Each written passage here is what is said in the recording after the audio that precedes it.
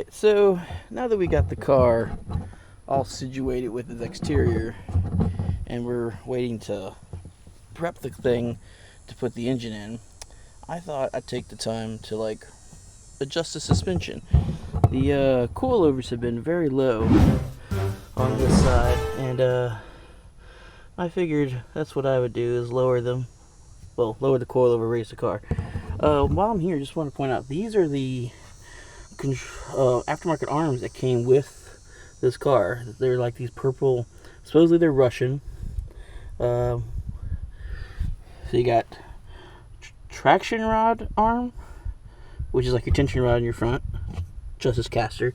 That's your toe arm right there, and this is your lower control arm right here, and then you got your OEM upper control arm, which it's very hard to find replacements for when the ball joint goes out, because it's a whole unit.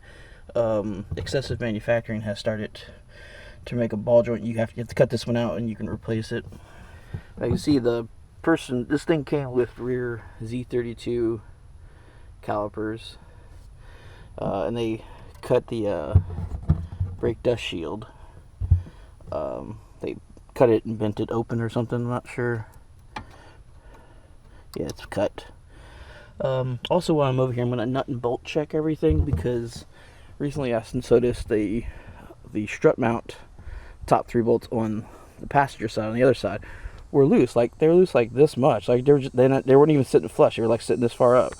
So I checked those top ones. I'm going to go through all this here after I raise the car. The car did not come with the coilover tool. So I went on Amazon, and there's generic spanner wrench tools, different sizes. I don't know which one I need, but it was cheaper than getting coilover specific ones. Okay, quit being a tightwad. I want to raise this thing about 2 inches, which is about 4.5 centimeters. Currently, this gap is at 4 centimeters, so we want to get it to 8.5. All right.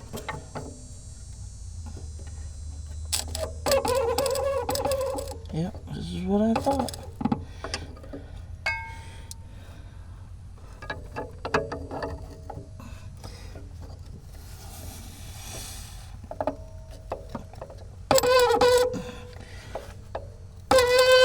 Yeah, because so we were at 4, now we're at 8.4, because each inch is 2.2 centimeters. Gonna lock this down and then start nut bolt checking everything.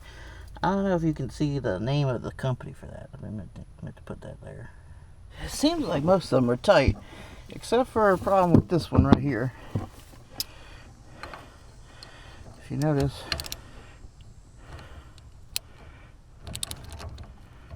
look at this. That should not be moving. It has this little knob here. It's an interesting design, where this is a fixed length, so you can attach the that piece, but this is what adjusts. The inner part of it adjusts right here. That's tight. This is tight against this. This is loose. This one's loose. Okay. This one was like this. So most of the bolts seem tight that hold it to the actual car, and they're all 19. I've not worked on a rear suspension on a Cressida or NX83, but well, let's see how tight. That caught the lip of this, so now it's tightening. Let's see. Get rid of this guy. That bushing looks a little soft when I just moved it. This bushing right here kind of. So it seems like the only thing I need to do is tighten these nuts down. Check all these on this thing. Hammer.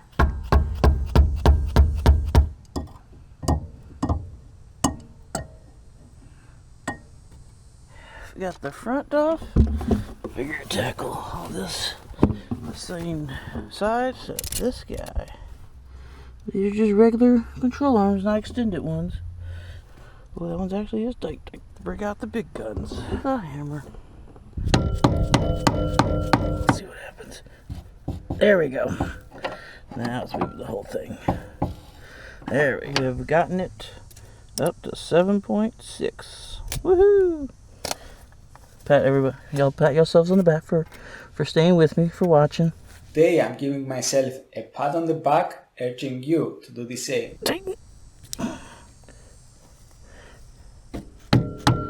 Alright, so just like the rear, we're going to kind of have to go over. There's no pin in this, so that already makes me sus. I put the 17mm socket on here, and look at this. I think I remember now when I picked this up, he did mention something like this, one of these is loose or something. Man. Yeah.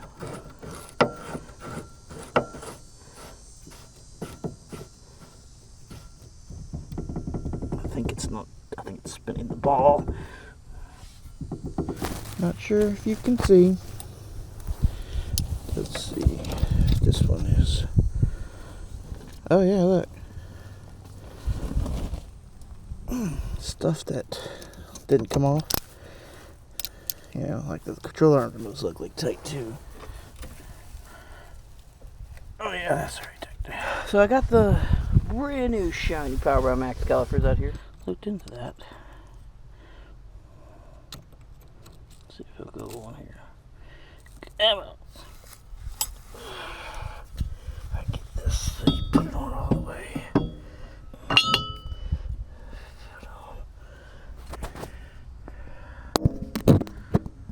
This will get.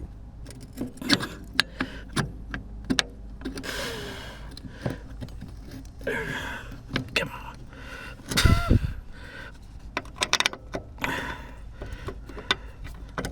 Come on. Come on.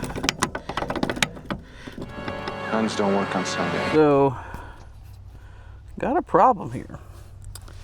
Either the rotors are too big, or these little marks that you've seen left by the rotor need to be dug out. Like the caliper is too small. It won't get there. I don't know how well you see it, but it won't line up with that hole. I measured the rotor, it's 298. So I don't know if I'm supposed to have 296 rotors. If that's a rotor size for these, I don't remember. I remember 300mm being a big number. Or if these calipers are off. I don't know.